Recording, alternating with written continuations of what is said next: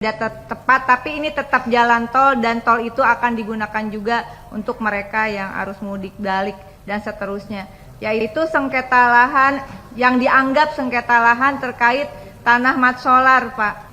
Suami saya, Bang Juri, Pak. Jadi tahun 2018 begitu ada persoalan penggunaan lahan Bapak untuk jalan tol dengan PT Cinere Serpong Jaya. Nah, saat pembeli tanah itu memang dibeli dari seseorang yang berinisial HJI begitu, tapi kemudian dianggap tanah itu bersengketa padahal ada AJB untuk Bang Juri yang sedang stroke saat ini sejak 2017 begitu, dan tanah itu saya pastikan itu tanah memang hasil syutingnya Bang Juri. Dan itu adalah uang yang dia perjuangkan untuk simpanan hari tua. Jadi kita sudah bolak-balik ke BPN dan seterusnya pimpinan, dan sekarang harus masuk perdata. Seandainya waktu itu pihak Jasa Marga tidak cepat-cepat memberikan konsinyasi melalui PU kepada pengadilan, tentu ini tidak akan berlarut-larut, Pak. Itu uang sisa hasil kerja dia. Mas Eko pasti ngerasain lah bagaimana kita bekerja bahkan sebagai komedian itu tidak gampang, Bapak. Dan uang seperti ini saya mohon dukungannya, dan akhirnya kita harus